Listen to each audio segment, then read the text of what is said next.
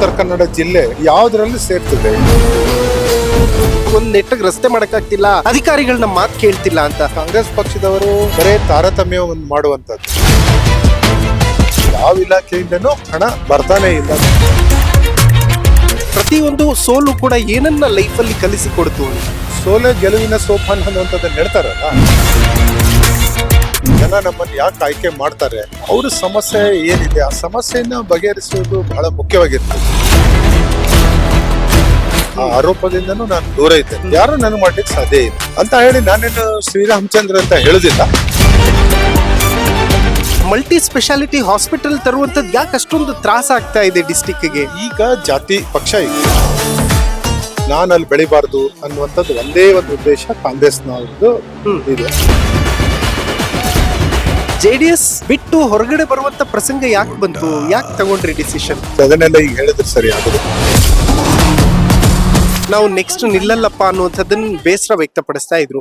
ತಮ್ಮ ವಿಚಾರದಲ್ಲಿ ಹೇಗೆ? ನೆಕ್ಸ್ಟ್ ವಯಸ್ಸಾಯ್ತು ಅವ್ರಿಗೆ, ನನ್ಗೇನು ವಯಸ್ಸಾಗ್ಲಿಲ್ಲ. ಗ್ಯಾರಂಟಿಗಳಲ್ಲಿ ಯಾವ ಗ್ಯಾರಂಟಿ ಫೇಲ್ ಆಗಿದೆ? ಕಾಂಗ್ರೆಸ್ಸಿನ ಹುಟ್ಟು ಗುಣ ಅದು ಅವ್ರದ್ದೆಲ್ಲ ಸುಳ್ಳೇ ಹೇಳುವಂತದ್ದು. ಮೂಢ ಹಗರಣದ ಏನಾಯ್ತು?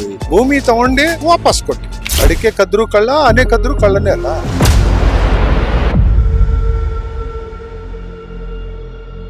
ಈ ಕಾರ್ಯಕ್ರಮದ ಪ್ರಾಯೋಜಕರು ವಿನಯ್ ಕುಮಾರ್ ತರೀಕೆರೆ, ಮಹಾಪ್ರಧಾನ ಕಾರ್ಯದರ್ಶಿ, ಬೆಂಗಳೂರು ಕೇಂದ್ರ ಲೋಕಸಭಾ ಕ್ಷೇತ್ರ, ಯುವ ಜನತಾ ದಳ.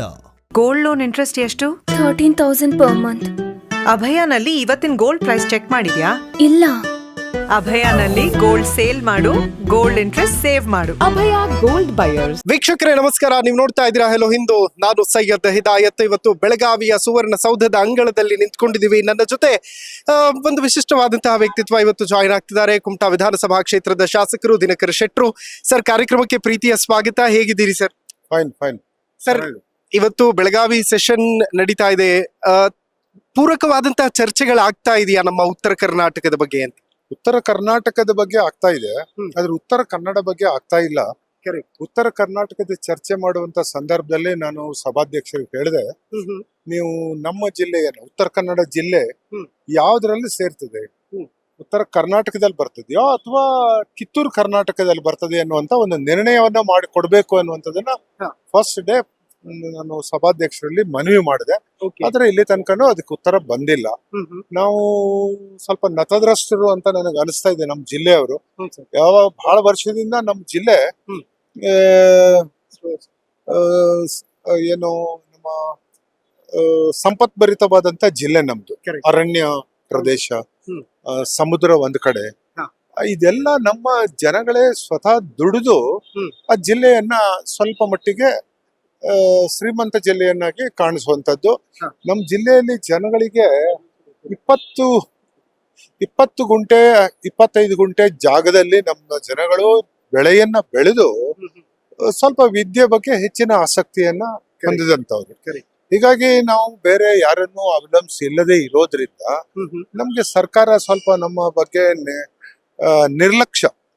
ಅದಕ್ಕೆ ಹಿಂದಿನ ನಮ್ಮ ಸಚಿವರು ಮತ್ತು ಜನಪ್ರತಿನಿಧಿಗಳು ಇದ್ರ ಬಗ್ಗೆ ಪ್ರಶ್ನೆಯನ್ನ ಎತ್ತಿ ಆ ಪ್ರಶ್ನೆಗಳಿಗೆ ಸರಿಯಾದ ಉತ್ತರವನ್ನ ಪಡೆದಿದ್ರೆ ಇವತ್ತು ನಾವು ಸಾಕಷ್ಟು ಅಭಿವೃದ್ಧಿಯನ್ನ ಹೊಂದಿದಂತ ಜಿಲ್ಲೆ ಆಗ್ತಾ ಇತ್ತು ಅನ್ನುವಂಥದ್ದನ್ನ.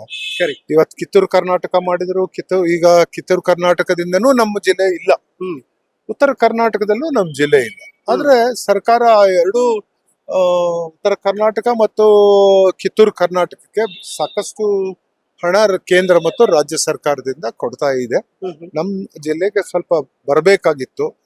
ವಿಶೇಷವಾಗಿ ನಮ್ ಜಿಲ್ಲೆಯಲ್ಲಿ ನಾನು 4 ವರ್ಷದಿಂದ ಸೂಪರ್ ಸ್ಪೆಷಾಲಿಟಿ ಆಸ್ಪತ್ರೆ ಮಾಡ್ರಿ ಅನ್ನುವಂಥದ್ದನ್ನ ನಾನು ಹೇಳಿದೆ. ಅದಕ್ಕೆ ನಮ್ ಸರ್ಕಾರ ಇದ್ದಂತ ಸಂದರ್ಭದಲ್ಲಿ ಅದಕ್ಕೆ ಜಾಗ, ಭೂಮಿ ಬೇಕಾಗಿತ್ತು. ಅಲ್ಲಿ ಆ ಭೂಮಿಯನ್ನ ಸಹ ನಾನು ಬೇರೆ ಒಂದು ವಸತಿ ಶಾಲೆಗೆ ಹೋಗಿದಂತ ಭೂಮಿ ವಾಪಸ್ ಪಡೆದು DC ಅವ್ರ ಮುಖಾಂತರ ಅದನ್ನ ರೆವಿನ್ಯೂ ಕಂದಾಯ ಇಲಾಖೆಯಲ್ಲಿ ಇಡಿಸಿದ್ದೆ. ನಮ್ಮ ನತದ್ರಷ್ಟ ನಾವ್ ಏನಂದ್ರೆ 10 ದಿನ ಬೊಮ್ಮಾಯಿ ಅವರು ಮುಖ್ಯಮಂತ್ರಿಯಾಗಿ ಮುಂದುವರೆದಿದ್ರೆ, ಅಂದ್ರೆ ಚುನಾವಣೆ ಘೋಷಣೆ ಆಗದೆ ಇದ್ರೆ, ಆ ಸಂದರ್ಭದಲ್ಲಿ ನಾವು ಬೆಂಗಳೂರಲ್ಲಿ ಅದನ್ನ ಅಡಿಗಲ್ಲು ಸಮಾರಂಭ ಮಾಡ್ತಿದ್ದೆ ಅನ್ನುವಂಥದ್ದು. ನಮ್ಗೆ ಆ ಸಂದರ್ಭದಲ್ಲಿ ಮಾಡ್ಲಿಕ್ಕೆ ಆಗ್ಲಿಲ್ಲ. ಅದೇನಾದ್ರೂ ಮಾಡಿದ್ದಿದ್ರೆ ಇವತ್ತು ಅದ್ರ ಬಗ್ಗೆ ಪ್ರಯತ್ನವನ್ನ ಮುಂದುವರಿಸ್ಲಿಕ್ಕೆ ಆಗ್ತಿತ್ತು. ಕೇಳಿದೆ ನಾನು. ಕಾಂಗ್ರೆಸ್ ಪಕ್ಷದವರು ಬರೇ ತಾರತಮ್ಯವನ್ನು ಮಾಡುವಂತದ್ದು. ಕಾಂಗ್ರೆಸ್ ಶಾಸಕರಿಗೆ ಹೆಚ್ಚು ಅನುದಾನಗಳನ್ನ ಕೊಡುವಂತದ್ದು. ನಮ್ಮ ಬಿಜೆಪಿ ಎಸ್ಪೆಷಲಿ ನಾನು ಇವತ್ತು ಬಿಜೆಪಿಯಿಂದ ನಾನು ಒಬ್ಬನೇ ಶಾಸಕನಿದ್ದೇನೆ ಅಲ್ಲಿ. ಹೀಗಾಗಿ ಅವರು ನನ್ನ ಶಕ್ತಿ ಅಲ್ಲಿ ಸಾಕಾಗ್ತಾ ಇಲ್ಲ ಅಂತ ನನಗೂ ಅನಿಸ್ತಾ ಇದೆ. ಯಾಕಂದ್ರೆ ಒಬ್ಬನೇ ಹೋಗಿದ್ರೆ ಅಲ್ಲಿ ಸಾಕಾಗ್ತಾ ಇಲ್ಲ. ಅದು ಸಮಸ್ಯೆ ಇದ್ದೇವೆ. ಜಿಲ್ಲೆ ಅಭಿವೃದ್ಧಿ ಬಂದಾವಾಗ ಎಲ್ಲ ಪಕ್ಷದವರು, ಕಾಂಗ್ರೆಸ್ ಇರ್ಲಿ, JDS ಇರ್ಲಿ, ಬಿಜೆಪಿ ಇರ್ಲಿ, ಅದು ಬಿಟ್ಟು ಹೋರಾಟ ಮಾಡಿದ್ರೆ ಮಾತ್ರ ನಾವು ಇವತ್ತು ದಕ್ಷಿಣ ಕನ್ನಡ ಮತ್ತು ಉಡುಪಿ ಜಿಲ್ಲೆಯವರು ಹೇಗೆ ಲಾಭವನ್ನು ಪಡ್ಕೊಳ್ತಾ ಇದ್ದಾರೆ ಆ ರೀತಿಯ ಲಾಭಗಳನ್ನ ನಾವು ಜನಪ್ರತಿನಿಧಿಗಳು ಪಡ್ಕೊಳ್ಬೇಕಾಗಿತ್ತು. ಆದ್ರೆ ಆಗ್ತಾ ಇಲ್ಲ. ಹೋರಾಟ ಮಾಡ್ತಾನೆ ಇದ್ದೇನೆ. ಇನ್ನು ನೋಡೋಣ ಎಲ್ಲಿ ತನಕ ತಲುಪ್ತೇವೆ ಅಂತ ಹೇಳಿ. ನಾನು ಕುಮಟಾದಲ್ಲಿ ನಿಮ್ಗೆ ಹೇಳಿದೆ, ಶಿಕ್ಷಣಕ್ಕೆ ಮತ್ತು ವಿಶೇಷವಾಗಿ ಆರೋಗ್ಯದ ಬಗ್ಗೆನೂ ಹೆಚ್ಚಿನ ಕಾಳಜಿಯನ್ನ ನಾನು ತಗೊಂಡಿದ್ದೇನೆ. ಅದಕ್ಕಾಗಿ ನಾನು ಕುಮಟಾದಲ್ಲಿ ಇಡೀ ಜಿಲ್ಲೆಯಲ್ಲಿ ಇದು ನಮ್ಮ ಏನು ಟ್ರಾಮಾ ಸೆಂಟರ್ ಎಲ್ಲೂ ಇಲ್ಲ, ಇಡೀ ಜಿಲ್ಲೆಯಲ್ಲಿ ಇಲ್ಲ. ಬಟ್ ನಾನು ಅದಕ್ಕೆ ನಮ್ಮ ಭಾರತ್ ಎಲೆಕ್ಟ್ರಾನಿಕ್ಸ್ ಲಿಮಿಟೆಡ್ನವರಿಂದ 2,80,00,000 ರೂಪಾಯಿಯನ್ನ ಮಂಜೂರಿ ಮಾಡಿ ಇನ್ನೊಂದು ತಿಂಗಳಲ್ಲಿ ಅದರ ಉದ್ಘಾಟನೆಯನ್ನು ಮಾಡ್ತೇನೆ. ಅದಕ್ಕೆ ವೈದ್ಯರನ್ನೆಲ್ಲ ನೇಮಿಸೋದ್ರ ಬಗ್ಗೆ ಹಿಂದೆ ಬೊಮ್ಮಾಯಿಯವರು ಕೊಟ್ಟಿದ್ರು. ಈಗ ಸಚಿವರಾದಂತ ದಿನೇಶ್ ಗುಂಡೂರಾವ್ ಅವರು ಮೊನ್ನೆ ಮಂಜೂರಿ ಮಾಡಿದ್ದಾರೆ. ಅದನ್ನ ಇನ್ನು 1 ತಿಂಗಳಲ್ಲಿ ಉದ್ಘಾಟನೆ ಮಾಡಿ ಸಾರ್ವಜನಿಕರಿಗೆ, ನಮ್ಮ ಜಿಲ್ಲೆಯವರಿಗೆಲ್ಲರಿಗೂ ಅನುಕೂಲವಾಗುವ ನಿಟ್ಟಿನಲ್ಲಿ ಮಾಡಿದ್ದೇನೆ.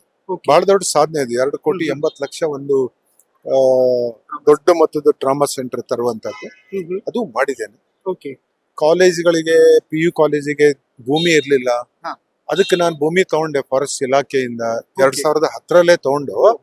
ಇವತ್ತು ಇಡೀ ನಮ್ಮ ಜಿಲ್ಲೆ, ಉತ್ತರ ಕನ್ನಡ ಜಿಲ್ಲೆಯಲ್ಲಿ ಸರ್ಕಾರಿ ಪದವಿ ಪೂರ್ವ ಕಾಲೇಜಿಗೆ 2,000 ಮಕ್ಕಳು ಯಾವ ಸರ್ಕಾರಿ ಪದವಿ ಪೂರ್ವದಲ್ಲೂ ಇಲ್ಲ.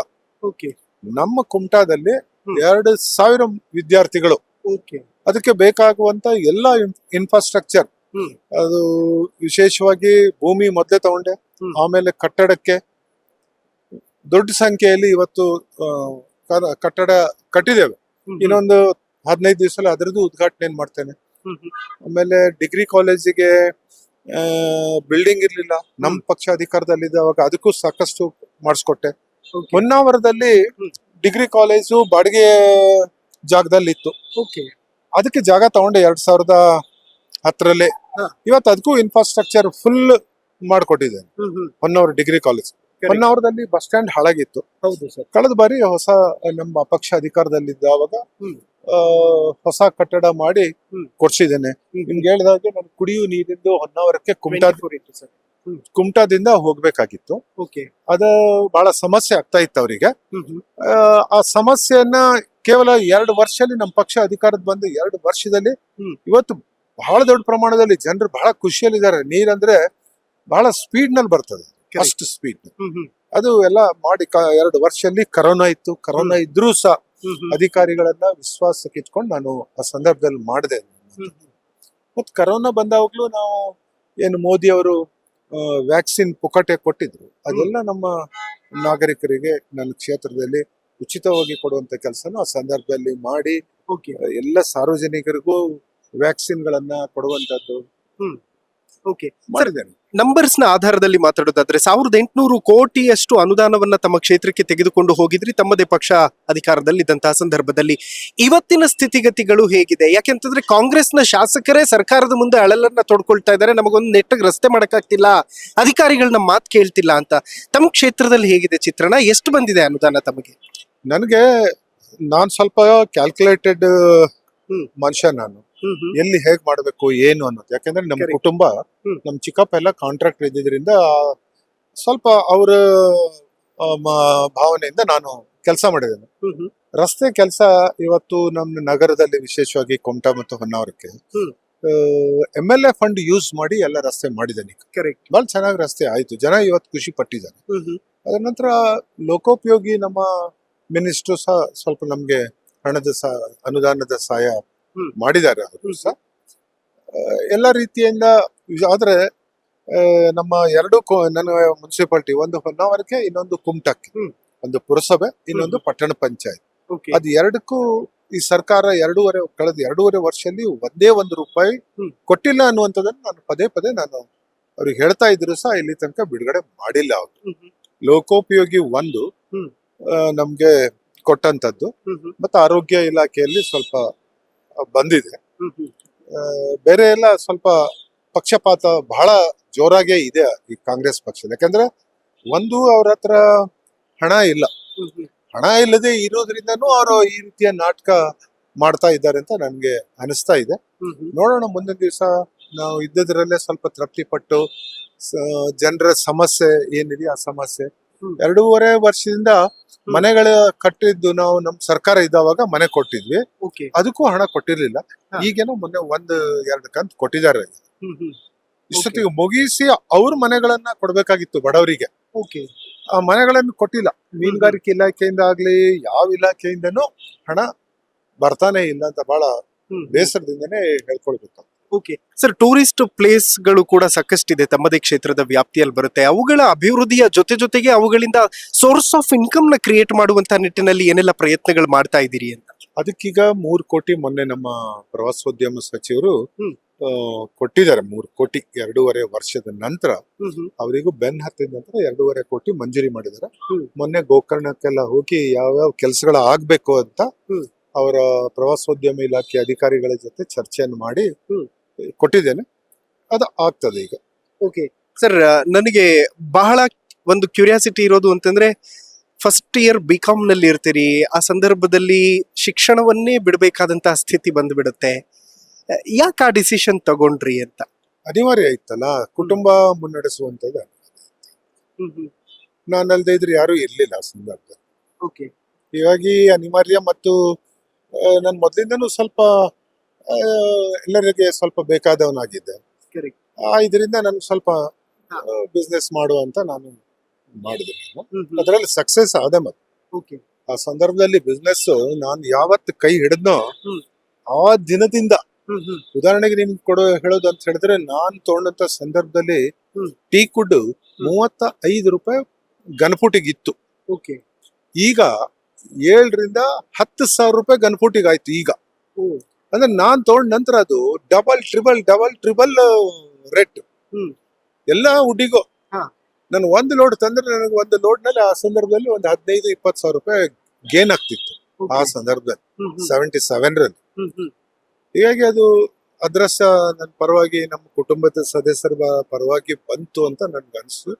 ಒಳ್ಳೇದಾಯ್ತು. ಇಡೀ ಕುಟುಂಬ ನಡೆಸ್ಕೊಂಡು ಒಳ್ಳೆ ಎಲ್ಲರೂ ಅಣ್ಣ ತಮ್ಮ ಅಕ್ಕ ತಂಗಿ ಎಲ್ಲರೂ ನನ್ ಸಹಕಾರ ನೀಡಿದ್ರು.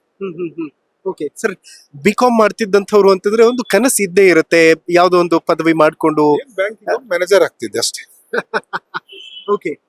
ಇನ್ ಪರ್ಟಿಕ್ಯುಲರ್ ಸರ್, ಏನಾದ್ರು ಅದರ್ ಡ್ರೀಮ್ಸ್ ಇತ್ತಾ ಅಂತ? ಅಡ್ವೊಕೇಟ್ ಆಗ್ಲಿ ಅಥವಾ ಪೊಲೀಸ್, ಆ ತರದ್ದು ಏನಾದ್ರು? ಇಲ್ಲ, ಅವಾಗಾದ್ರೆ ಚಿಕ್ಕವನಲ್ಲ ನಾನು. ಜಸ್ಟ್ 18 years old, 18 ರಿಂದ 19 ವರ್ಷ. BCom ಫಸ್ಟಿಗೆ ಅಡ್ಮಿಷನ್ ಅಷ್ಟೇ. ಅವಾಗ ಏನು ಅಡ್ಮಿಷನ್ ಅಷ್ಟೇನು ಇರ್ಲಿಲ್ಲ.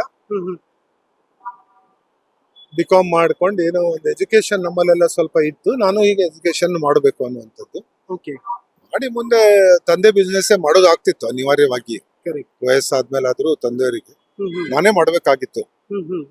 ಸರ್, ಆರ್ಥಿಕವಾಗಿ ತಮ್ಮ ತಂದೆ ತಾಯಿಯಂದಿರ ಹಿನ್ನೆಲೆಯನ್ನ ನೋಡೋದಾದ್ರೆ ಹೇಗೆ? ತುಂಬಾ ಸದೃಢರಾಗಿದ್ದಂಥವ್ರ ಅಥವಾ ಕಷ್ಟಗಳನ್ನ ನೋಡಿ ಬೆಳೆದದ್ದ ಹೇಗೆ?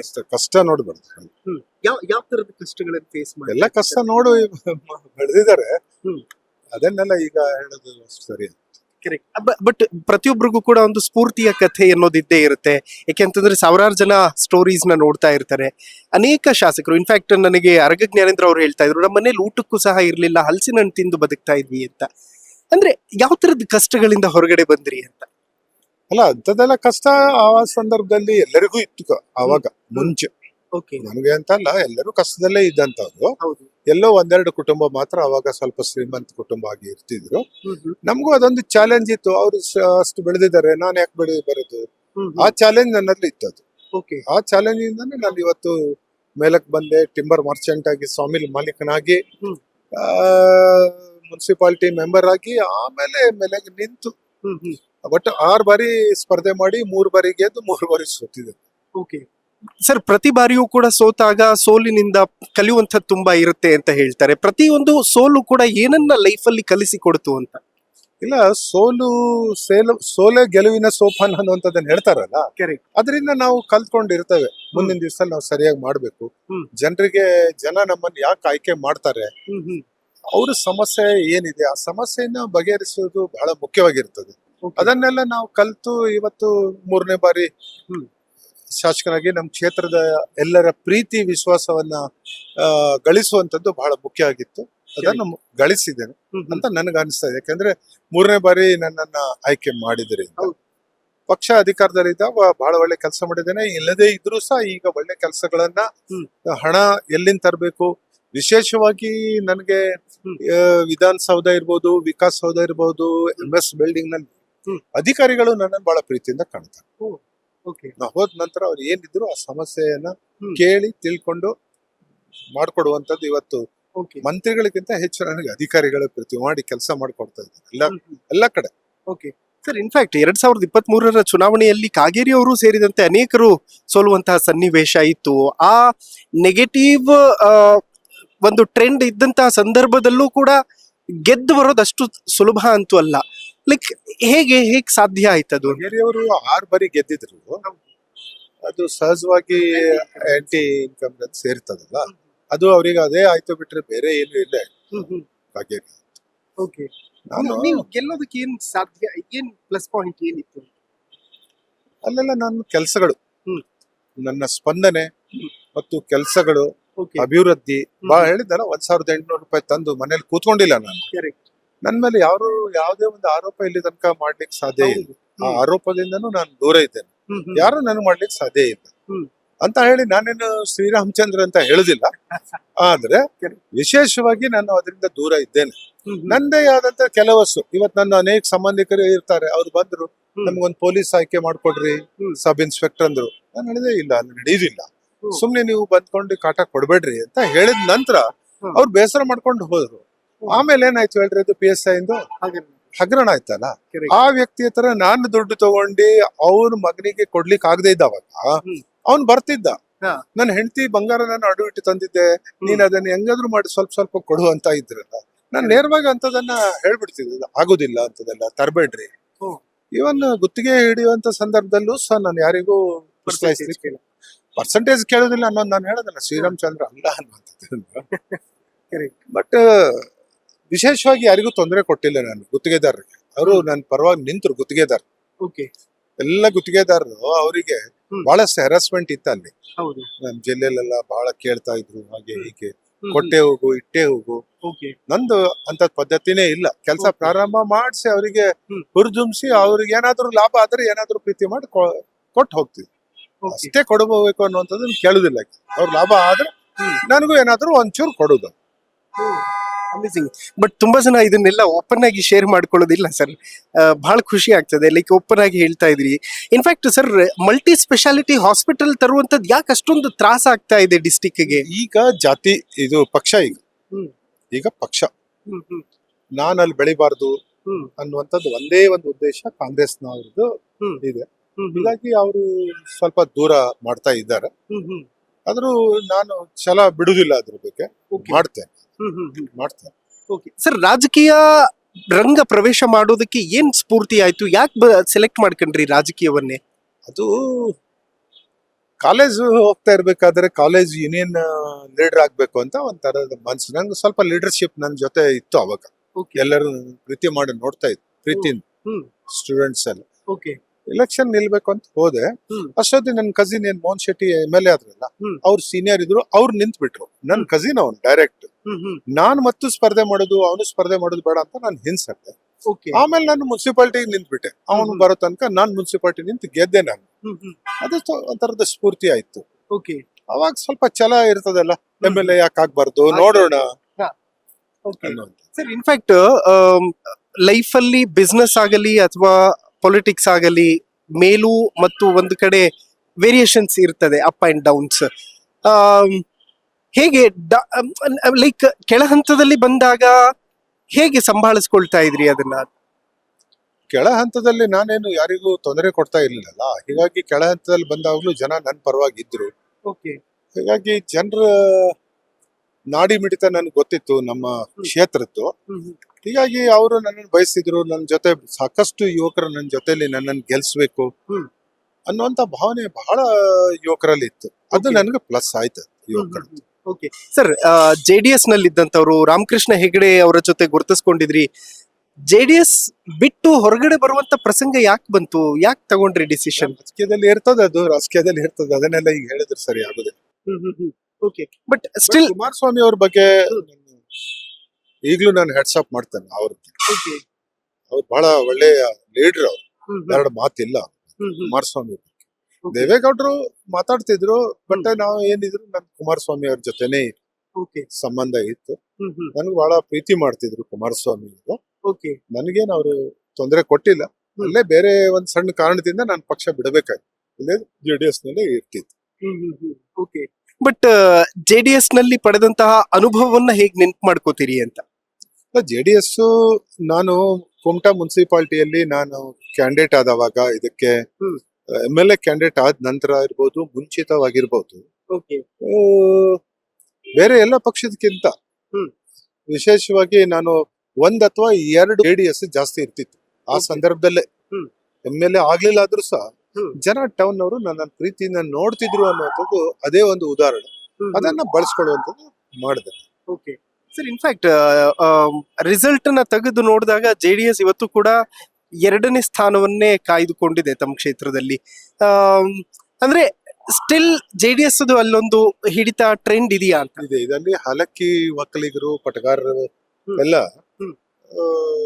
ಜಾಸ್ತಿ ಇದ್ದವರು, ಅವರೆಲ್ಲ ಕುಮಾರಸ್ವಾಮಿ ಅವರ ಅಭಿಮಾನಿಗಳು. ಹೀಗಾಗಿ ಅದು ಅಲ್ಲಿದೆ. ಓಕೆ ಸರ್, ನನಗೆ ಇದೊಂದು ಪ್ರಶ್ನೆ ಯಾವಾಗ್ಲೂ ಕೂಡ ಇದ್ದೇ ಇರುತ್ತೆ. ಪ್ರತಿಯೊಬ್ಬ ರಾಜಕಾರಣಿಯೂ ಕೂಡ ನಾನು ಬೆಳೆದು ಬಂದ ಹಾದಿ ಅಷ್ಟು ಸಲೀಸಾಗಿರ್ಲಿಲ್ಲ ಅಂತ. ನಿನ್ನೆ ಇನ್ಫ್ಯಾಕ್ಟ್ ಸುರೇಶ್ ಕುಮಾರ್ ಅವರು ಕೂಡ ಹೇಳ್ತಾ ಇದ್ರು, ನಾವು ಆಟೋದಲ್ಲಿ ಹೋಗ್ಬೇಕು ಅಂತ ಪ್ರಯತ್ನ ಮಾಡಿದ್ವಿ ನಾನು ನನ್ನ ತಾಯಿ, ಬಟ್ ಸಾಧ್ಯ ಆಗಿರ್ಲಿಲ್ಲ, ತುಂಬಾ ನೊಂದ್ಕೊಂಡಿದ್ವಿ ಅಂತ. ಆತರ ತಮ್ಮ ಬದುಕಲ್ಲೂ ಕೂಡ ತಂದೆ ತಾಯಿ ಏನೋ ಒಂದು ಕನ್ಸ್ ಕಂಡಿರ್ತಾರೆ, ಅಥವಾ ಏನೋ ಒಂದು ಪಡ್ಕೋಬೇಕು ಅನ್ನುವಂಥದ್ದು ಇರುತ್ತೆ, ಅದನ್ನ ಕೊಡಿಸೋದಕ್ಕೆ ಸಾಧ್ಯ ಆಗಿರೋದಿಲ್ಲ. ಆ ತರದ ಸನ್ನಿವೇಶಗಳನ್ನ ಯಾವತ್ತಾದ್ರೂ ನೋಡಿದೀರಾ? ಹೇಳ್ತಲ್ಲ, ನಾನು ಬಿಸ್ನೆಸ್ ಬಂದ ತಕ್ಷಣ ಅದ್ರಷ್ಟ ನನ್ನ ಕೈ ಹಿಡಿದಿತ್ತು ಅಂತ. ಈ ರೇಟ್ ಏನಿತ್ತಲ್ಲ, ಡಬಲ್ ಟ್ರಿಬಲ್ ಸಾವಿರ ಗಟ್ಲೆ ರೇಟ್ ಜಾಸ್ತಿ ಆದವಾಗ ಸಹಜವಾಗಿ ಲಾಭ ಜಾಸ್ತಿ ಆಯ್ತು. ಮತ್ತೆ ಅದನ್ನ ಸರಿಯಾಗಿ ಉಪಯೋಗಿಸ್ಕೊಂಡೆ. ಮನೆ ಹೊಸದಾಗಿ ಕಟ್ಸಿದೆ, ಲ್ಯಾಂಡ್ ತಗೊಂಡೆ. ನಿಮ್ಗೆ ಹೇಳ್ತೇನೆ, ಆ ಸಂದರ್ಭದಲ್ಲಿ ಒಂದು 5 ಎಕರೆ ಜಾಗ 20 ಲಕ್ಷ ರೂಪಾಯಿಗೆ ನಾನು ತಗೊಂಡಿದ್ದೆ. ಆ ಸಂದರ್ಭದಲ್ಲಿ ಮೊನ್ನೆ ನಾನು ಸೇಲ್ ಮಾಡಿದೆ 3,75,00,000 ರೂಪಾಯಿಗೆ 20 ಲಕ್ಷದ ಲ್ಯಾಂಡ್ ಅನ್ನ ಸೇಲ್ ಮಾಡಿದೆ. ನಮ್ ಟೌನ್ ನಲ್ಲೇ ಇತ್ತು. ಅಂದ್ರೆ ಆ ರೀತಿ ಅದೃಷ್ಟ ನನ್ನ ಪರವಾಗಿ ಬರ್ತಾ ಇದ್ದಾವಾಗ ಕೆಲಸ ಮಾಡ್ತಾನೆ ಇದ್ದೆ ನಾನು. ಜನರ ಪರವಾಗಿ ನಿಲ್ತಾನೆ, ಜನರಿಗೆ ಸ್ಪಂದಿಸ್ತಾನೆ, ಯಾವ್ದಿದ್ರು ಕೆಲಸ ಮಾಡಿಕೊಡುವಂತ ಒಂದು ಭಾವನೆ ನನ್ನಲ್ಲಿ ಇದೆ. ಸರ್, ನಾನು ಬೇರೆ ಬೇರೆ ಜಿಲ್ಲೆಗಳಿಗೆ ಹೋದಾಗ ಅಲ್ಲೊಂದು ಕಾಮ್ರೇಡ್ರಿ ಇರುತ್ತೆ ಎಲ್ಲಾ ಪಕ್ಷಗಳಲ್ಲೂ ಕೂಡ. ಇನ್ಫ್ಯಾಕ್ಟ್ ಶಿವಮೊಗ್ಗದ ಬ್ಯೂಟಿಯ ಬಗ್ಗೆ ಮಾತಾಡ್ಲೇಬೇಕು. ಕಾಂಗ್ರೆಸ್ನವರಾಗ್ಲಿ BJP ಅವರಾಗ್ಲಿ, ಅವರಲ್ಲಿ ಆ ಭೇದ ಭಾವನೆ ಇಲ್ಲ, ಎಲ್ಲರೂ ಒಂದಾಗಿ ಕೆಲಸ ಮಾಡ್ತಾರೆ. ತಮ್ಮ ಡಿಸ್ಟಿಕ್ ವಿಚಾರದಲ್ಲಿ ಬರೋದಾದ್ರೆ ಆ ತರದ ಒಗ್ಗಟ್ಟಿದೆಯಾ ಅಂತ? ಅದೇ ಹೇಳೋದಲ್ಲ, ನಮ್ಮಲ್ಲಿ ಒಗ್ಗಟ್ಟಿದ್ರೆ ನಾವು ಬಹಳಷ್ಟು ಅಭಿವೃದ್ಧಿ ಮಾಡಬಹುದಿತ್ತು. ನಾನು ಪ್ರತಿ ಹಂತದಲ್ಲೂ ವಿಧಾನಸಭೆಯಲ್ಲಿ ಮಾತಾಡಿದವಾಗ ಯಾರೂ ನಮ್ಮ ಜಿಲ್ಲೆ ಬಗ್ಗೆ ಕೈ ಜೋಡಿಸುದಿಲ್ಲ. ವಿಶೇಷವಾಗಿ ಶರಾವತಿ ಪಂಪ್ ಸ್ಟೋರೇಜ್, ಅದೇ ನನ್ನ ಮನೆದಲ್ಲ, ಅದು ಜಿಲ್ಲೆ ಪರವಾಗಿ ಇರ್ಬೇಕಾದಂತದ್ದು. ಅದ್ರ ಬಗ್ಗೆ ಯಾರು ಧ್ವನಿನೇ ಎತ್ತುತ್ತಾ ಇಲ್ಲ. ಆದ್ರೂ ನಾನು 2 ಸಾರಿ ಧ್ವನಿ ಎತ್ತಿದ್ದೇನೆ ಅದ್ರ ಬಗ್ಗೆ. ಸರ್, ಬಹಳಷ್ಟು ರಾಜಕಾರಣಿಗಳು, ಇನ್ಫ್ಯಾಕ್ಟ್ ರಾಜು ಕಾಗೆ ಅವರಾಗ್ಲಿ, ಮತ್ತೊಬ್ರು ಅನೇಕರು ನಮಗೆ ಯಾಕೋ ಇತ್ತೀಚಿನ ರಾಜಕೀಯ ಸರಿ ಹೊಂದುತ್ತಾ ಇಲ್ಲ, ತುಂಬಾ ಎಲ್ಲೋ ಒಂದ್ ಕಡೆ ಬೇರೆದ್ದೇ ರೀತಿಯಲ್ಲಿ ಹೋಗ್ತಾ ಇದೆ, ನಾವು ನೆಕ್ಸ್ಟ್ ನಿಲ್ಲಲ್ಲಪ್ಪ ಅನ್ನುವಂಥದ್ದನ್ನ ಬೇಸರ ವ್ಯಕ್ತಪಡಿಸ್ತಾ ಇದ್ರು. ತಮ್ಮ ವಿಚಾರದಲ್ಲಿ ಹೇಗೆ? ನೆಕ್ಸ್ಟ್ ವಯಸ್ಸಿನ ಸಮಸ್ಯೆ ಇರ್ಬೋದಲ್ಲ, ವಯಸ್ಸಾಯ್ತು ಅವರಿಗೆಲ್ಲ. ನನ್ಗೇನು ವಯಸ್ಸಾಗ್ಲಿಲ್ಲ ಇನ್ನು. ಬಟ್ ತಮ್ಮದೇ ಇನ್ಫ್ಯಾಕ್ಟ್ ತಮ್ಮದೇ ಆದಂತಹ ಒಂದು ಟಾರ್ಗೆಟ್ ನ ಇಟ್ಕೊಂಡಿರ್ತೀರಿ ಸರ್, ಈ ಟರ್ಮ್ ಅಲ್ಲಿ ಇದನ್ನ ಮಾಡಬೇಕು ಕ್ಷೇತ್ರದ ಜನರಿಗೆ ಅಂತ. ಈ ಟರ್ಮ್ ನಲ್ಲಿ, ಪ್ರೆಸೆಂಟ್ ಇರುವಂತಹ ಟರ್ಮ್ ನಲ್ಲಿ ಏನೆಲ್ಲ ಮಾಡೋದಕ್ಕೆ ಯೋಜನೆಗಳನ್ನ ಹಾಕೊಂಡಿದ್ದೀರಿ? ವಿಶೇಷವಾಗಿ ಆಸ್ಪತ್ರೆ ಬಗ್ಗೆ ಮೊದಲನೇ ಆದ್ಯತೆ ನಂದು ಶಿಕ್ಷಣ ಬಗ್ಗೆ. ಶಿಕ್ಷಣದ ಬಗ್ಗೆ ನಾನು ಇವತ್ತು ಸಕ್ಸಸ್ ಆಗಿದ್ದೇನೆ ಕುಮಟಾ ಮತ್ತು ಹೊನ್ನಾವರದಲ್ಲಿ. ಅದರ ನಂತರ ಕುಡಿಯುವ ನೀರಿನ ಬಗ್ಗೆ ಹೊನ್ನಾವರದಲ್ಲಿ ಯೋಜನೆಯನ್ನ ಮುಗಿಸ್ಕೊಟ್ಟಿದ್ದೇನೆ. ಹ್ಮ್. ಕುಮಟಾದಲ್ಲೂ ಸಹ ಬೇರೆ ಬೇರೆ ಯೋಜನೆಯನ್ನ ಹಾಕೊಂಡಿದ್ದೇನೆ. ಹ್ಮ್. ಬಟ್ ಅದು ಇನ್ನೂ ಕೈಗೂಡ್ಲಿಲ್ಲ. ಕೈಗೂಡಿದ್ರೆ ಶಾಶ್ವತವಾಗಿ ನಮ್ಮ ಕುಮಟಾದಲ್ಲೂ ಸಹ ಕುಡಿ ನೀರಿನ ಸಮಸ್ಯೆ ಬಗೆಹರಿಸಬಹುದು. ಸರ್ಕಾರದ ಮಟ್ಟದಲ್ಲಿ ಆಗ್ಬೇಕದು. ಓಕೆ. ಬಟ್ ನಮ್ಮ ಪಕ್ಷ ಅಧಿಕಾರದಲ್ಲಿ ಇಲ್ಲದೆ ಇದ್ದು ಸ್ವಲ್ಪ ಕಷ್ಟ ಇದೆ ಅನ್ನುವಂಥದ್ದು. ವಿಶೇಷವಾಗಿ ಕುಡಿಯುವ ನೀರು ಮಾಡಿಕೊಟ್ರೆ ಜನರು ನೆನ್ಪಿಟ್ಕೊಳ್ತಾರೆ. ಅದನ್ನ ಮಾಡ್ಬೇಕು ಅನ್ನುವಂಥದ್ದು ನಿಟ್ಟಿನಲ್ಲಿ ಹೋರಾಟ ಮಾಡ್ತಾನೆ ಇದ್ದೇನೆ ಅದ್ರ ಬಗ್ಗೆ. ಓಕೆ ಸರ್, ಕಲಾಪಗಳನ್ನ ನೋಡ್ತಾ ಇದ್ದೀರಿ. ಇನ್ಫ್ಯಾಕ್ಟ್ ನಾನು ಎಲ್ಲಾ ಶಾಸಕರಿಗೂ ಕೂಡ ಇಂಟರ್ವ್ಯೂ ಮಾಡುವ ಸಂದರ್ಭದಲ್ಲಿ ಈ ಪ್ರಶ್ನೆ ಕೇಳ್ತಾ ಇದ್ದೀನಿ.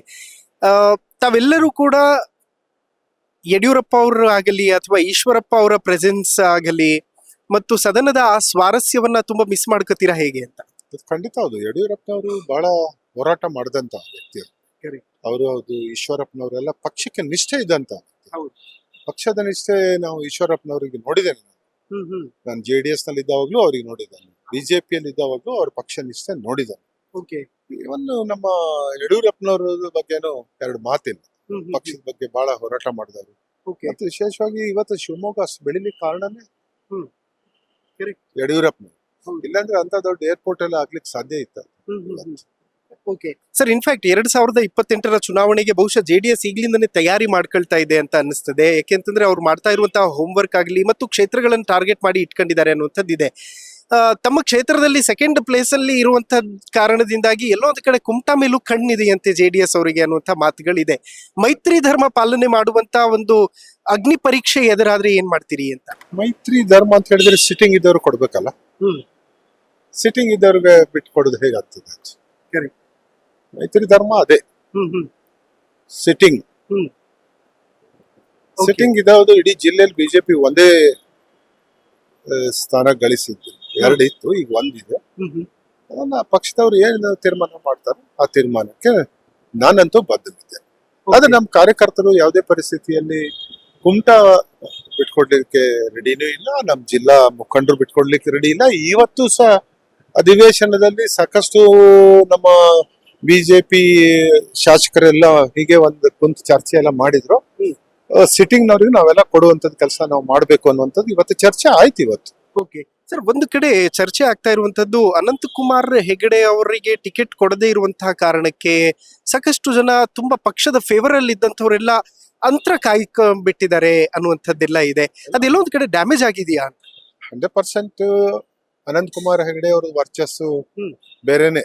ಅದು ಹೇಳಲಿಕ್ಕೆ ಸಾಧ್ಯ ಇಲ್ಲ. ಆದ್ರೆ ಅನಂತಕುಮಾರ್ ಹೆಗಡೆ ಅವರ ಬಗ್ಗೆ ನಾನು ಕೊನೆಗಳಿಗೆ ತನಕನೂ ನಮ್ಮ ಹೈಕಮಾಂಡ್ ನಲ್ಲಿ ಒತ್ತಡ ತಂದಿದೆ, ಅವರಿಗೆ ಕೊಡಬೇಕು ಅನ್ನುವಂಥದ್ದು.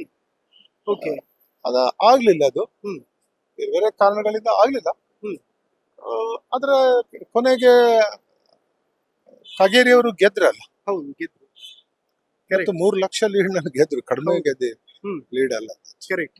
But Anantkumar Hegde fan base ಎಲ್ಲೋ ಒಂದು ಕಡೆ ಪಕ್ಷದ ಪರವಾಗಿ ಕೆಲಸ ಮಾಡೋದಕ್ಕೆ ಆ ಫ್ಯಾನ್ ಬೇಸ್ ಡಿಸ್ಟರ್ಬ್ ಆಗಿದೆ ಅನ್ನುವಂಥದ್ದು. ಅವ್ರನ್ನ ಮತ್ತೆ ವಿಶ್ವಾಸಕ್ಕೆ ತೆಗೆದುಕೊಳ್ಳುವಂತ ಪ್ರಯತ್ನಗಳು ಏನಾದ್ರು ಆಗ್ತಾ ಇದೆಯಾ ಈಗ still as of now? Command ನಲ್ಲೇ ಮಾಡ್ಬೇಕು ಬಿಟ್ರೆ ನಮ್ ಲೆವೆಲ್ ಅಲ್ಲೆಲ್ಲ ಆಗುದಲ್ಲ ಅದು. ಕರೆಕ್ಟ್. ಬಟ್ ಬೇಸರ ಅಂತೂ ಇದ್ದೇ ಇರುತ್ತೆ. ಇದೆ.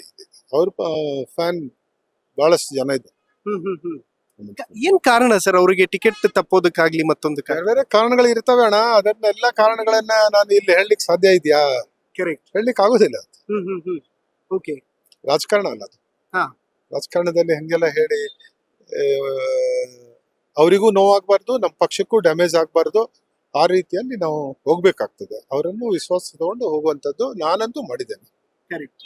ಈ ಮಂಗಳೂರು ಆಗಬಹುದು, ದಕ್ಷಿಣ ಕನ್ನಡ ಮತ್ತು ಉಡುಪಿಯಲ್ಲಿ ಒಳ್ಳೆ ಬಿಜೆಪಿಯದ್ದು ಹೋಲ್ಡ್ ಇದೆ ಸರ್. ಉಡುಪಿಯಲ್ಲಿ 5-5 ಬಿಜೆಪಿನೇ ಇದೆ. ಉತ್ತರ ಕನ್ನಡದ ವಿಚಾರದಲ್ಲಿ ಬಂದಾಗ ಯಾಕೆ ಮತ್ತೆ ಅದೇ ವೇಯಲ್ಲಿ ಹೋಗ್ಬಾರ್ದು ಅನ್ನುವಂಥದ್ದು? ಇಲ್ಲ, ಹೋಗ್ಬೇಕು. ನೆಕ್ಸ್ಟ್ ಆಗ್ತದೆ ಬಿಡ್ರಿ. ಮುಂದಿನ 28ರಲ್ಲಿ ನಾವು ಹೆಚ್ಚು ಬಿಜೆಪಿ ಸೀಟ್ ಅನ್ನು ನಮ್ಮ ಜಿಲ್ಲೆಯಲ್ಲಿ. ಓಕೆ. ಯಾಕೆ ಸರ್ ಕಾಂಗ್ರೆಸ್ಗೆ ಯಾಕೆ ಹೋಯಿತು ಉಳಿದ ಸೀಟ್ಗಳು? ಕಾಂಗ್ರೆಸ್ ಒಂದು ಅದು ಕಾಗೇರಿ ಅವರು 6 ಟರ್ಮ್ MLA ಆಗಿ ಅವರ ಇರ್ತದಲ್ಲ ಅದು. ಕರೆಕ್ಟ್. ಅದೊಂದೇ ಕಾರಣ. ಅಲ್ಲಿ ರೆಂಟಿ ಇನ್ಕಮ್. ಆಮೇಲೆ ಯಲ್ಲಾಪುರದಲ್ಲೂ ಬಿಜೆಪಿನೇ ಬಂದಿತ್ತು, ಅವರು ಕೊನೆಗಳಿಗೆ ಹೋದ್ರು. ಕಾರವಾರದಲ್ಲಿ ಒಂದ್ ಸ್ವಲ್ಪ ಓಟ್ನಿಂದ ಸೋತಿದ್ರು. ಹಳಿಯಾಳದಲ್ಲಿ ದೇಶಪಾಂಡೆ ಅವರು ಮೊದಲಿಂದ ವಿರಾಜಮಾನರಾಗಿ ಬಂದವರು. ಒಂದೇ ಸರಿ ಸೋತಿದ್ರು. ಅವರು 9 ಸರಿ ಗೆದ್ದಿದ್ದಾರೆ. ಆಮೇಲೆ ಸಿರ್ಸಿಯಲ್ಲಿ ಹೇಳಿದ್ನಲ್ಲ, ಅದು ಅವ್ರು 6 ಸಾರಿ ದೇಶ ಇವ್ರು ಗೆದ್ದಿದ್ರಿಂದ ಅಲ್ಲಿ ಸ್ವಲ್ಪ ಅನುಕಂಪ ಜಾಸ್ತಿ ಆಯ್ತು ಅವ್ರಿಗೆ. ಓಕೆ. ಆಮೇಲೆ ಇನ್ನೊಂದು ಭಟ್ಕಳ. ಹ್ಮ್. ಭಟ್ಕಳದಲ್ಲೂ ಅಲ್ಲಿ ಏನಾಗಿದೆ, ಹ್ಮ್. ಅಲ್ಪಸಂಖ್ಯಾತರದ್ದು ದೊಡ್ಡ ಪ್ರಮಾಣದಲ್ಲಿ 50,000 ವೋಟರ್ಸ್ ಇದೆ. Correct. ಅದು ಒನ್ ಸೈಡ್ ಸಾಲಿಡ್ ಆಗಿ. ಸಾಲಿಡ್ ಆಗಿ ಕುಕ್ಕಟೆ ಬರುವಂತ ವೋಟ್. ಅದು ಅವ್ರ ಭಟ್ಕಳದವರಿಗೆ ಸ್ವಲ್ಪ ಅಲ್ಲೂ ಸ್ವಲ್ಪ ವಿರೋಧಿ ಅಲೆ ಹ್ಮ್. ಇರ್ತದಲ್ಲ. Correct sir. ನಾನು ಉಡುಪಿಗೆ ಹೋದಾಗ ಅಲ್ಲಿ ಡಿಸ್ಕಸ್ ಮಾಡುವಂತ ಸಂದರ್ಭದಲ್ಲಿ ಶಕ್ತಿ ಯೋಜನೆಗೆ ಶಕ್ತಿನೇ ಇಲ್ಲ ಅನ್ನುವಂತ ರೀತಿಯಲ್ಲಿ ಇತ್ತು. ಯಾಕೆಂದ್ರೆ ಎಲ್ಲರೂ ಪ್ರೈವೇಟ್ ಬಸ್ ಅಲ್ಲೇ ಟ್ರಾವೆಲ್ ಮಾಡ್ತಾ ಇದ್ರು. ತಮ್ಮ ಜಿಲ್ಲೆಯಲ್ಲಿ ಈ ಗ್ಯಾರಂಟಿಗಳಲ್ಲಿ ಯಾವ ಗ್ಯಾರಂಟಿ ಫೇಲ್ ಆಗಿದೆ ಅಂತ? ಗ್ಯಾರಂಟಿಯಲ್ಲಿ ಈಗ ನಾವು ಫೇಲ್ ಆಗಿದೆ ಅಂತ ಹೇಳಿದ್ರೆ ಇವರೆಲ್ಲ ಉರ್ಕೊಳ್ತಾ ಇದ್ದಾರೆ ಇವತ್ತೆಲ್ಲರೂ. ಹ್ಮ್. ಕಾಂಗ್ರೆಸ್ ಹ್ಮ್. ಲೀಡರ್ಸ್ ಎಲ್ಲ ಓಕೆ. ನೋಡಿದ್ರಲ್ಲ, ಮೊನ್ನೆ ನಮ್ಮ ಲಕ್ಷ್ಮೀ ಹೆಬ್ಬಾಳ್ಕರ್ ಮಾತಾಡಿದ್ದು ಹಾ. ಹೇಗ್ ಮಾತಾಡಿದ್ರು, ಮೊನ್ನೆ ಧ್ವನಿ ಏನಿತ್ತು, ಇವತ್ತು ಧ್ವನಿ ಏನ್ ಅವ್ರದ್ದು. ಓಕೆ. ಮತ್ತೆ ಆಮೇಲೂ ನನಗೆ 100% ಇತ್ತು, ನಾವೆಲ್ಲ ಅವ್ರಿಗೆ ವಿರೋಧ ಮಾಡಿದ್ರೆ ಹ್ಮ್. ಅವ್ರು ಒಂದೇ ಒಂದು ಕಾರ್ಡ್ ಯೂಸ್ ಮಾಡ್ತಾ ಇದ್ರು, ತಾನೊಬ್ಬ ಮಹಿಳೆ, ಹೀಗಾಗಿ ನೀವು ನನ್ನನ್ನ ಈ ರೀತಿ ಟಾರ್ಗೆಟ್ ಮಾಡ್ತಾ ಇದ್ರಿ ಅನ್ನೋದು. ಕೊನೆಗೂ ಅವ್ರು ಹೇಳಿದ್ರು ನಾನೊಂದು ಮಹಿಳೆ. ಹಾ. ಅವಾಗ ನಾವು ಸ್ವಲ್ಪ ಪ್ರತಿಭಟನೆ ಮಾಡಿದ್ವಿ, ಓಕೆ. ಇಂಥದ್ದೆಲ್ಲ ನೀವು ಮಾತಾಡಬಾರ್ದು. ಹೌದು. ಈಗ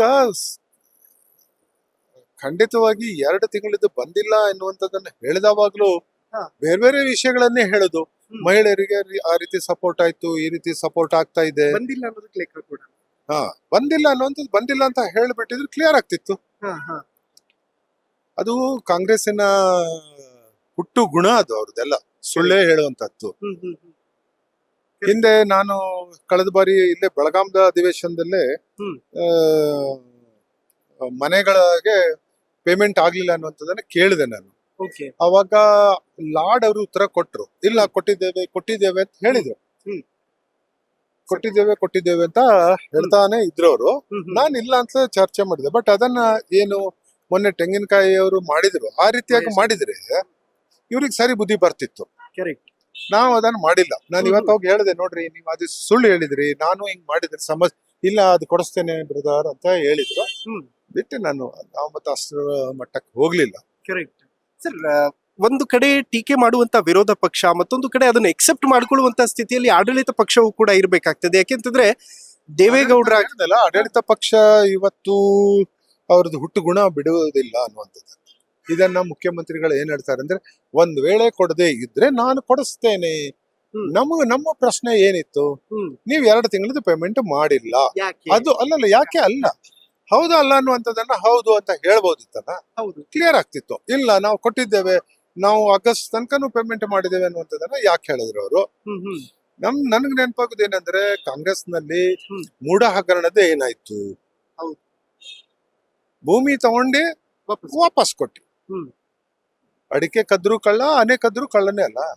ನೀವು ಕೊಟ್ರಿ ಅಂದ್ಮೇಲೆ ನೀವು ಕದ್ದು ವಾಪಸ್ ಕೊಟ್ರಿ, ನಿಮ್ಮಲ್ಲಿ ಓಕೆ ಅಂತೀರಿ ನೀವು. ಅದೇ ರೀತಿ ಇದು ಉತ್ತರ. Correct sir. ನನಗೆ ಮತ್ತೊಂದು ಪ್ರಶ್ನೆ ಏನು ಅಂತಂದ್ರೆ, ಲೈಕ್ ಫ್ರೀ ಟೈಮ್ ಅಂತ ಸಿಕ್ಕಾಗ ತಮ್ಮ ಹಾಬೀಸ್ ಏನು ಅಂತ?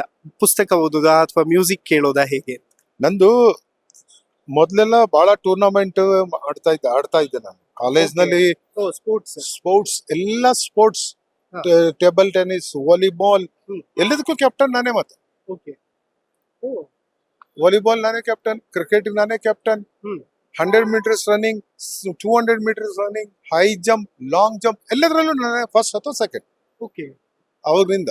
ಬಟ್ ಈಗ ಯಾವಾಗ ಇದಕ್ಕೆ ಬಂದ್ಮೇಲೆ ಅದನ್ನೆಲ್ಲ ಆಡ್ಲಿಕ್ಕೆ ಆಗುದಿಲ್ಲ. ಬಟ್ ಅವರು ಹುಡುಗರು ಯುವಕರು ಏನ್ ಮಾಡ್ತಾರೆ ಅದಕ್ಕೆ ಸಹಾಯ ಮಾಡ್ತಾರೆ, ಸಪೋರ್ಟ್ ಮಾಡ್ತಾರೆ. ಅಂದ್ರೆ ಕ್ರೀಡಾಕೂಟಗಳನ್ನ ಆಯೋಜನೆ ಮಾಡೋದಾಗ್ಲಿ ಅಥವಾ ಜಲ್ಲಿಕಟ್ಟು ಕೂಡ ಒಂದು ಕಡೆ ಟ್ರೆಂಡ್ ಇದೆ ಬೇರೆ ಬೇರೆ ಕಡೆಗಳಲ್ಲಿ, ನಿಮ್ಮಲ್ಲಿ ಇಲ್ಲ? ಕುಮಟ ಹಬ್ಬ ಅಂತ ಮಾಡಿದ್ವಿ 5 ದಿವಸ, ಸುಮಾರು 5 ವರ್ಷ ಮಾಡಿದ್ವಿ. ಬಹಳ ಚೆನ್ನಾಗಿ ಬಂತದು. ಅದರ ನಂತರ ಕಾಂಗ್ರೆಸ್ನವರು ಮಾಡಿದ್ರು, ಕುಮಟ ಉತ್ಸವ ಅಂತ ಮಾಡಿದ್ರು, ಒಳ್ಳೆ ರೀತಿ ನಡೀತು. ಬಟ್ ಈಗ ಸ್ವಲ್ಪ ನಿಂತು. ರೀಸನ್ ಅಂದ್ರೆ ದುಡ್ಡಿನ ಹಣಕಾಸು ಬಹಳ ಖರ್ಚು ಬರ್ತದೆ. ಬಟ್ ಈ ತರದ್ದು ಉತ್ಸವಗಳಾದಾಗ ಸರ್, ಎಲ್ಲಾ ಕ್ಷೇತ್ರದ ಎಲ್ಲಾ ಜನಗಳು ಒಂದೇ ಕಡೆ ಸೇರುವಂತದ್ದು ಮತ್ತು ಸಂಸ್ಕೃತಿ, ಒಂದು ಪರಂಪರೆಯ ಬಗ್ಗೆ ಅವ್ರಿಗೆ ಕನ್ವೆ ಆಗುವಂತಹ ವಿಚಾರಗಳು ತುಂಬಾ ಇರುತ್ತೆ ಅಂತ. ಯಾಕೆಂತಂದ್ರೆ ನಮ್ಮ ದಕ್ಷಿಣ ಕನ್ನಡ ಆಗ್ಲಿ ಅಥವಾ ಉಡುಪಿಯಲ್ಲಾಗ್ಲಿ ಉತ್ಸವಗಳು ತುಂಬಾ ದೊಡ್ಡ ಪ್ರಮಾಣದಲ್ಲಿ ನಡೀತಾ ಇರುತ್ತೆ. ಹಾಗಾಗಿ ಕಲ್ಚರ್ ಅಷ್ಟು ಸ್ಟ್ರಾಂಗ್ ಆಗಿದೆ ಅಂತ. ಇಲ್ಲ, ಅದು ಸರಿ ಇದೆ. ಅಲ್ಲಿ ಹಣಕಾಸಿನ ವ್ಯವಸ್ಥೆ ಜೋರಿದೆ, ಫೈನಾನ್ಸಿಯಲಿ ಬಹಳ ಸ್ಟ್ರಾಂಗ್ ಇದೆ. ಕರೆಕ್ಟ್. ಯಾಕಂದ್ರೆ ನೋಡ್ರಿ ಅಲ್ಲಿ ಮೆಡಿಕಲ್ ಕಾಲೇಜ್, ಇಂಜಿನಿಯರಿಂಗ್ ಕಾಲೇಜ್, ಹ್ಮ್. ಇದು ಹಾಸ್ಪಿಟಲ್, ಹ್ಮ್. ಇಡೀ ನಮ್ ಜಿಲ್ಲೆಯವ್ರು ಮಣಿಪಾಲು ಮಂಗಳೂರಿಗೆ ಹೋಗ್ಬೇಕಲ್ಲ. ಸಾಕಷ್ಟು ಹಣ ಸಂಪಾದನೆ ಆಯ್ತು ಅವ್ರಿಗೆ ಅಲ್ಲಿ. ಹ್ಮ್. ಬ್ಯಾಂಕ್ ಉಟ್ಕೊಂಡಿದ್ದೆ ಸೌತ್ ಕೆನರಾದಲ್ಲಿ, ಎಲ್ಲ ಬ್ಯಾಂಕ್ಗಳು. ಹೌದು. ಇವತ್ತು ಕರ್ನಾಟಕ ಬ್ಯಾಂಕ್ ಇರ್ಬೋದು, ವಿಜಯ ಬ್ಯಾಂಕ್ ಇರ್ಬೋದು, ಕಾರ್ಪೊರೇಷನ್ ಇರ್ಬೋದು, ಸಿಂಡಿಕೇಟ್ ಇರ್ಬೋದು, ಈ ಎಲ್ಲ ಬ್ಯಾಂಕ್ಗಳು ಹುಟ್ಕೊಂಡಿದ್ದೆ ಸೌತ್ ಕೆನರಾದಲ್ಲಿ. ಓಕೆ, ಅದರಿಂದ ಅವ್ರು ಶ್ರೀಮಂತ ಆದ್ರು. ಅದು ಕರೆಕ್ಟ್. ಸರ್, ನನಗೊಂದು ಪ್ರಶ್ನೆ. ಅನುಭವ ಇದೆ ತಮಗೆ. 2028ರಲ್ಲಿ ಮೈತ್ರಿ ಅಧಿಕಾರಕ್ಕೆ ಬಂದ್ರೆ ಸಚಿವರಾಗುವ ಅಭಿಲಾಷೆ ಇದೆಯಾ? ಒಂದು ವೇಳೆ ಸಚಿವರಾದ್ರೆ ಯಾವ ಖಾತೆಯನ್ನ ಮೈಂಡ್ ಅಲ್ಲಿ ಇಟ್ಕೊಂಡಿದ್ದೀರಿ ಅಂತ? ಅದೇನು ನನ್ನ ಆಸೆ ಎಲ್ಲ ಇಲ್ಲ ನನ್ಗೆ. ಹಾ. ಪಕ್ಷ ಒಟ್ಟಾರೆ ಗೆಲ್ಬೇಕು, ಅಧಿಕಾರಕ್ಕೆ ಬರ್ಬೇಕು, ಹ್ಮ್. ಅಭಿವೃದ್ಧಿ ನಮ್ದೇನ್ ಕನ್ಸಿತ್ತು ಅದನ್ನ ನಾವು ಮಾಡ್ಬೇಕು ಅನ್ನುವಂತ, ಬೇರೆ ಯಾವ ಕನ್ಸು ಇಲ್ಲ ನನ್ಗೆ.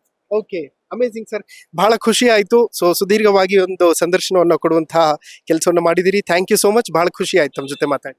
ಥ್ಯಾಂಕ್ ಯು, ನಮಸ್ತೆ. ಓಕೆ, ನೋಡಿದ್ರಲ್ಲ ವೀಕ್ಷಕರೇ, ಇದಿಷ್ಟು ಕುಮಟಾ ವಿಧಾನಸಭಾ ಕ್ಷೇತ್ರದ ಶಾಸಕರು ದಿನಕರ್ ಶೆಟ್ಟಿ ಅವರ ಮಾತು. ಮತ್ತಷ್ಟು ಶಾಸಕರನ್ನ ಮಾತಾಡಿಸ್ತಾ ಹೋಗೋಣ. ಅವರ ಕ್ಷೇತ್ರದಲ್ಲಿ ಅಭಿವೃದ್ಧಿ ಕೆಲಸ ಹೇಗಾಗ್ತಿದೆ ಮತ್ತು ಅವರ ಒಂದು ಬ್ಯಾಕ್ ಗ್ರೌಂಡ್ ಹೇಗೆ ಅನ್ನುವಂಥದ್ದನ್ನ ನಿಮ್ಮ ಮುಂದೆ ಇಡುವಂತಹ ಒಂದು ಪ್ರಯತ್ನ ಮಾಡ್ತೀನಿ. ಇದು ಲೈಫ್ ಸ್ಟೋರಿ ಆಫ್ MLAs. ನಾನು ಸೈಯದ್ ಹಿದಾಯತ್. ನೋಡ್ತಾ ಇರಿ ಹೆಲೋ ಹಿಂದೂ, ಸೈನಿಂಗ್ ಆಫ್ ಬೆಳಗಾವಿಯಿಂದ.